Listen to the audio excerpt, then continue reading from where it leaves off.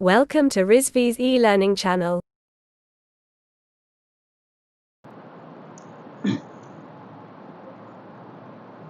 Good afternoon, class. Today we are going to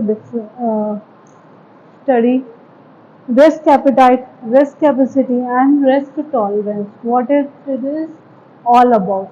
Risk appetite.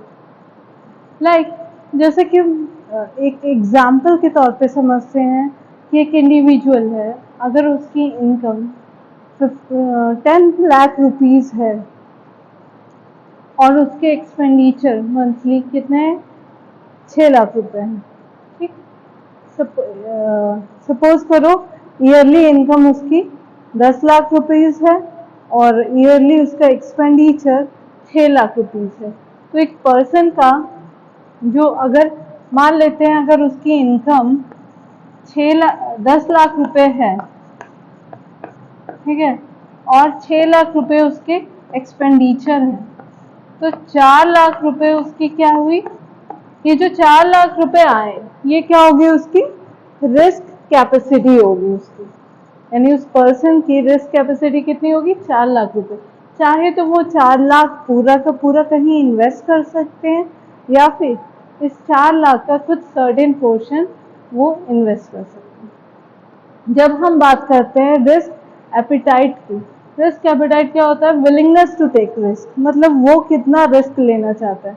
ज़रूरी नहीं है कि अगर उसके पास सेविंग्स अगर 4 लाख रुपए है तो वो 4 लाख के 4 लाख पूरा कहीं इन्वेस्ट करना चाहता है। वो हो सकता है कि कोई पर्सन, पर्टिकुलर पर्सन उस 4 लाख का सिर्फ 5% ही इन्वेस्ट करना चाहता है। ये जो 5% इन्वेस्टमेंट है, यही होगा रिस्क एपिटाइट। 5%, 4 लाख का 5% कितना हुआ? 20,000 रुपये। मान लो कोई इंसान पर्सन रिस्क लेना चाहता तो वो कितने का लेगा? 20,000 का। 5% on 4 lakh rupees, it is known as risk appetite. Means वो कितना रिस्क ले रहे हैं। जब हम रिस्क कैपेसिटी की बात करते हैं तो it's ability to take risk, वो कितना रिस्क लेने की क्षमता रखता है, उसको हम बोलते हैं रिस्क कैपेसिटी। जैसे अभी बात किया हमने, 4 लाख रुपए जो है वो क्या है? उसकी रिस्क कैपेसिटी। नाउ जो रिस्क कैपेसिटी होता है, it will depend on personal factors like age, income और income levels etcetera.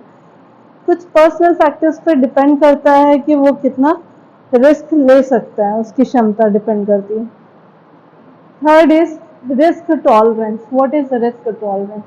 Like suppose करो कोई पर्सन है, 1.5 लाख का शेयर खरीदता है स्टॉक मार्केट में, वो 1.5 लाख का शेयर वो सेल करना चाहता है स्टॉक मार्केट में, और वो देखता है कि जो 1.5 लाख शेयर प्राइस है उसका शेयर्स का, उसकी जो शेयर प्राइसेस है कॉन्टिन्यूसली डाउनफॉल हो रही हैं, गिर ही जा रही हैं प्राइसेस। 1.5 लाख से हो गई 140, 150 से हो गई 140, फिर 140 से 130, 130 से जैसे ही 120, 110, 100, उसने फिक्स कर रखा है कि जैसे ही वो शेयर प्राइस 95 रुपीज़ तक आएगा तो वो सेल आउट कर देगा उस शेयर्स को। तो ये जो लिमिट उसने फिक्स की कि 95 रुपीज़ अगर शेयर का आएगा तो वो स्टॉक मार्केट में क्या करेगा? अपने शेयर्स को सेल आउट कर देगा। क्यों? क्योंकि वो जानता है कि अगर इसके नीचे आया शेयर प्राइस तो उसको बहुत ही ज़्यादा लॉस हो जाएगा। इसलिए ये जो यहाँ पे वो क्या कर देगा? स्टॉप लॉस ऑर्डर ट्रिगर कर देगा। Stop loss order, stop loss order हमने अर्लियर वीडियोस में डिस्कस कर चुके हैं। स्टॉप लॉस ऑर्डर क्या होता है? लाइक अगर कोई इन्वेस्टर स्टॉक मार्केट में इन्वेस्टमेंट करना चाहता है और वो उसके शेयर प्राइस कॉन्टिन्यूस डाउनफॉल हो रहे होते हैं, तो स्टॉप लॉस ऑर्डर एक ऐसा ऑर्डर होता है जिसके थ्रू वो क्या कर सकता है कि अपना लॉस कुछ हद तक फिक्स कर सकता है। कैसे? अगर वो जानता है कि अगर उसने 150 का शेयर खरीदा है और उसके शेयर प्राइसेस 95 रुपीज़ तक आ जाएं तो वो उसको सेल कर दे किसी भी हाल में, क्योंकि 95 से अगर वो नीचे आया तो उसको बहुत ही ज़्यादा लॉस हो जाएगा। इस चीज़ से बचने के लिए वो क्या करेगा? स्टॉप लॉस ऑर्डर लगा दे। इसी स्टॉप लॉस ऑर्डर को जैसे 95% पे आया तो इसको क्या बोलेंगे, risk tolerance.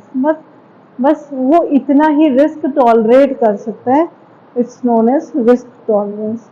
It defines limits और बाउंड्रीज ऑफ द रिस्क। ये रिस्क की बाउंड्रीज को डिफाइन कर देते हैं। जैसे downside risk tolerance of 15%, हमने कहा कि हम अपने शेयर प्राइस का 15% ही लॉस बियर कर सकते हैं, उससे ज़्यादा नहीं।